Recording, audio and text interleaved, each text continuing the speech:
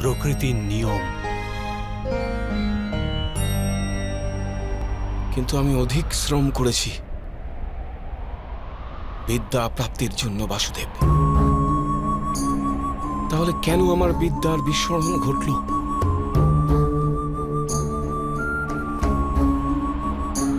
বিদ্যা প্রাপ্তির প্রয়াস কেন করেছিলেন আপনি অঙ্গরাজ? বিদ্যার মাহাত্ম্য কি সেটা জেনেছিলেন আপনি?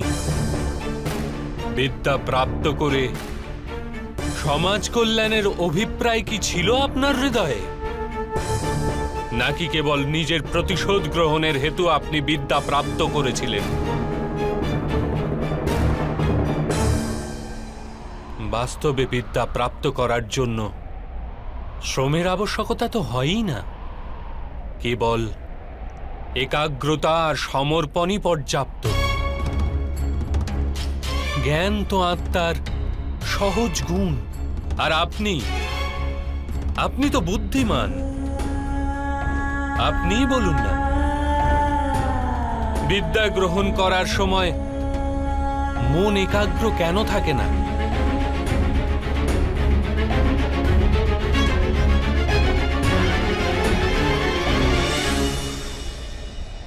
যখন জ্ঞানকে মানুষ সাধনা বলে মেনে অন্য কোনো বস্তু প্রাপ্ত করার জন্য জ্ঞানার্জনে বেরিয়ে পড়ে, তখন জ্ঞান গ্রহণ করার সময় তার মন স্থির হতে পারে না। জ্ঞান তার আত্মার গুণ হয়ে উঠতেই পারে না। যেরূপ রং বস্ত্রের নিজস্ব গুণ নয়। এই কারণেই সূর্যের প্রকাশ হলে উত্তাপে রং বর্ণহীন হয়। যে ব্যক্তি অমূল্য জ্ঞানের মূল্য জেনে জ্ঞান প্রাপ্তি করে, সে উত্তম হয়ে ওঠে। কিন্তু যে ব্যক্তি অন্য কিছু প্রাপ্ত করার আশায় জ্ঞান প্রাপ্ত করে থাকে, সে জীবনভর শ্রেষ্ঠ হওয়ার স্পর্ধা দেখিয়ে যেতে থাকে, কিন্তু সে উত্তম হতে পারে না। আপনিও জ্ঞান প্রাপ্ত করেছেন, কিন্তু কোন আশায়? ভগবানের আশ্রয়ে থেকেও কেন আপনার মন শান্ত হয়নি? আপনি সর্বদাই প্রতিযোগিতা জ্ঞান প্রাপ্তির এরূপ আশাই আপনার অনুচিত ছিল। তাহলে এই বিদ্যার বিস্মরণ কেন হবে না অঙ্গরাজ কর্ণ? কি করে আমি প্রতিযোগিতা ছেড়ে দিতাম বাসুদেব? কি করে নিজের জীবনের সাথে আপোষ করে নিতাম? এই সমাজ নিরন্তর আমার সম্ভাবনাকে খুইয়ে দিয়েছে, আমার শক্তিকে সম্মান দেয়নি, আমার স্বপ্নকে স্বীকার করেনি, সর্বদাই সুত পুত্র বলে অপমানিত করেছে আমাকে। তোমার পিতা ঈশ্বর প্রদত্ত সম্ভাবনায় মানুষের অধিকার থাকে বাসুদেব, আর এই সমাজ কাউকে তার অধিকার থেকে কি প্রকারে বঞ্চিত করতে পারে? অবশ্যই এটা ঘোর অপরাধ রাধেয়। জাতপাতের বিভেদ করা, আর এই মিথ্যা বিভেদের ওপর ভিত্তি করে কোনো মানুষকে অথবা সমাজের কোনো অংশকে অধিকার থেকে, সুযোগ থেকে, সম্পত্তি থেকে অথবা সম্মান থেকে বঞ্চিত করা মানবতার বিরুদ্ধে। তাহলে আমার কি দোষ এতে বাসুদেব? যদি আমার মনে অসন্তোষ জন্মায়, যদি আমি প্রতিযোগিতা করে থাকি, যদি আমি বলপূর্বক নিজের অধিকার লাভ করার প্রচেষ্টা করে থাকি, তাহলে কি দোষ আমার বাসুদেব? এক সময় ছিল অঙ্গরাজ, যখন কৃতবীর্যের পুত্র কার্তবীর্যার্জুন নামে এক ক্ষত্রিয় রাজা মহর্ষি যমদগ্নির হত্যা করেছিল। মহর্ষির পুত্র কি করেছিলেন জানেন আপনি?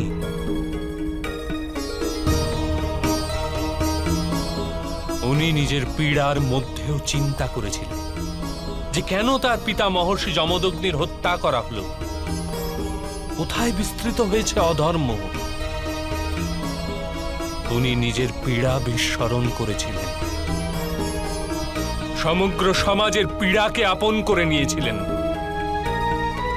আর অধর্মী ক্ষত্রিয়দের বিনাশ করে সমগ্র আর্যাবর্তকে শুদ্ধ করাই জীবনের মন্ত্র করে নিয়েছিলেন। যদি উনি কেবল প্রতিশোধ নিয়েই সন্তুষ্ট থাকতেন, তবে আজ ভগবান পরশুরাম নামে অভিহিত হতেন না।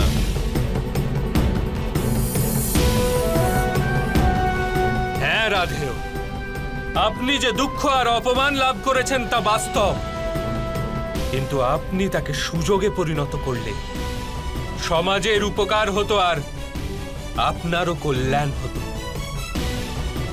আপনার ন্যায় শক্তিমান মানুষের আধার যদি অন্য শোষিত ও পীড়িত লোকেদের প্রাপ্ত হতো, তাহলে কত জীবন সুখপূর্ণ হতো। আপনার নিকট সম্ভাবনাও ছিল, সামর্থ্যও ছিল, আর সেই পীড়ার অনুভূতিও ছিল। কিন্তু আপনি নিজের জীবন তাদের সমর্পণ করেননি। আপনি নিজের জীবন সমর্পণ করেছিলেন দুর্যোধনকে, যার পক্ষে কেবল অধর্ম আর কিচ্ছু না।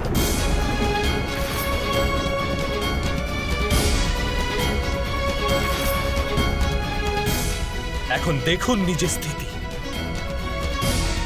আপনি দুর্যোধনের পক্ষ গ্রহণ করলেন আর পাঞ্চালীর বস্ত্র হরণের ন্যায় পাপের ভাগী হলেন। আপনি নিজের মাতাকে সম্মান করতে পারলেন না, নিজের দুই ভ্রাতুষ্পুত্রকে হত্যা করলেন আপনি। আর আজ নিজের ধর্ম হারিয়ে, নিজের বিদ্যা হারিয়ে, নিজের সন্তুষ্টি হারিয়ে নিজেরই অনুজের হস্তে মরবার জন্য প্রস্তুত হয়ে রয়েছেন।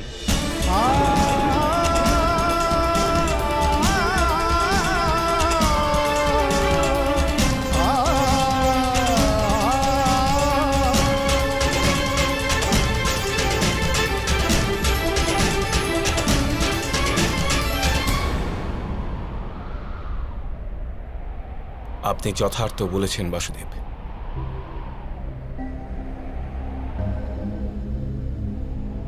কিন্তু আমি মিত্র দুর্যোধনের উপকারকেও বিস্মরণ করতে পারবো না। কিসের উপকার রাধেয়?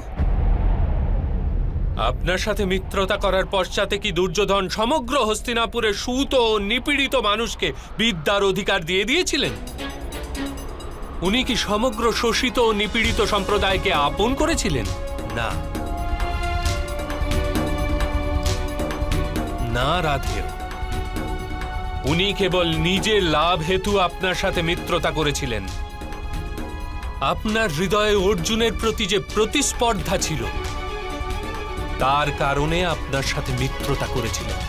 যদি আপনি নিজের দুঃখ ত্যাগ করে সমাজের দুঃখকে আপন করতেন, তবে দুর্যোধনের কৃত্রিম মিত্রতার সত্যতা আপনি জানতে পারতেন। যদি দুর্যোধনের হৃদয়ে উপকারের ভাবনা থাকত, তবেই আপনি তার মাধ্যমে সংসারের নিপীড়িতদের কাজে লাগতে পারতেন। বাস্তবে তাকে সমস্ত অধর্ম ও অপরাধ থেকে মুক্ত করতে পারতেন। কিন্তু আপনি এই সত্য জানেনই। আপনার ওপর কৃত উপকারের বাস্তবে কোনো মূল্যই ছিল না। আমি জীবনভর পীড়িত ও বঞ্চিতদের দান করেছি বাসুদেব। নিজের সম্পত্তি থেকে নিজের জন্য কিচ্ছু রাখিনি। ধনদান করলে বাস্তবিক লাভ দানীর হয়ে থাকে, দান গ্রহণকারীর নয়। আপনি যদি নিজের সামর্থ্যের প্রয়োগ নিজের মতো নিপীড়িতদের স্বাধীনতা প্রদানের জন্য করতেন, তবে সবার লাভ হতো রাধেয়। আপনি বলছেন সমাজ আপনার সম্ভাবনাকে বিনষ্ট করে দিয়েছে, কিন্তু ঈশ্বর দ্বারা প্রদত্ত ওই সম্ভাবনার মূল্য তো আপনি জানতেই পারেননি।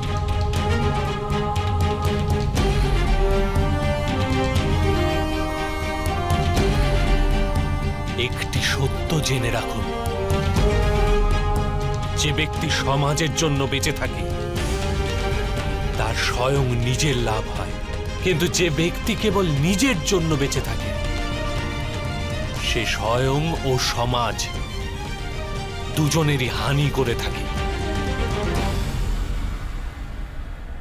কুরুক্ষেত্রে আজ যে বিধ্বংস ঘটছে তার কারণ না দুর্যোধন, না তো মামাশ্রী শকুনি। এই পাপ 3 মহারথী করেছেন, মহামহিম ভীষ্ম, গুরু দ্রোণ আর আপনি রাধেয়।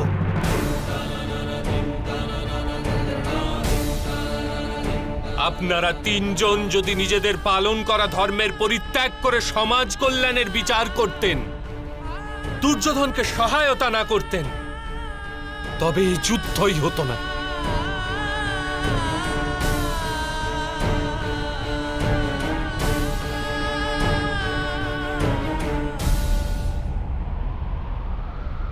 আপনি যথার্থ বলেছেন বাসুদেব। এই সমাজের যত হানি অধর্মীদের দ্বারা না হয়ে থাকে, তার অধিক হানি ধর্মজ্ঞানী ব্যক্তিদের নিষ্ক্রিয়তার দ্বারা হয়ে থাকে। এ মহাযুদ্ধের পাপ শিরোধার্য করছি।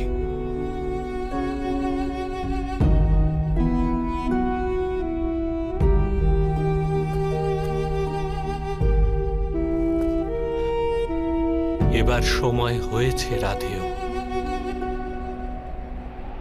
নিজের দুঃখ ভুলে যান, নিজের অধর্মকে পরিত্যাগ করুন আর নিজের মৃত্যুকে স্বীকার করে নিন। এতেই সমাজের আর আপনার কল্যাণ হবে রাধেয়।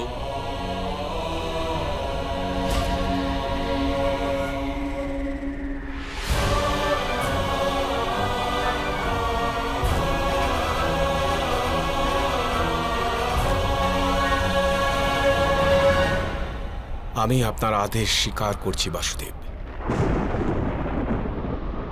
মৃত্যুকেও স্বীকার করছি।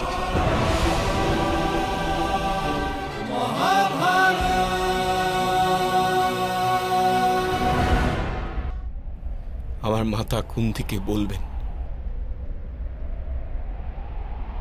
উনি যেন আমাকে ক্ষমা করেন, আর পাঞ্চালীকে বলবেন আমি নিজের রক্তপাত ঘটিয়েছি, ওর কলঙ্ককে ধৌত করার জন্য। শুধু একটাই প্রশ্ন বাসুদেব, আমার সামর্থ্যের পরিচয় কি কখন হবে না?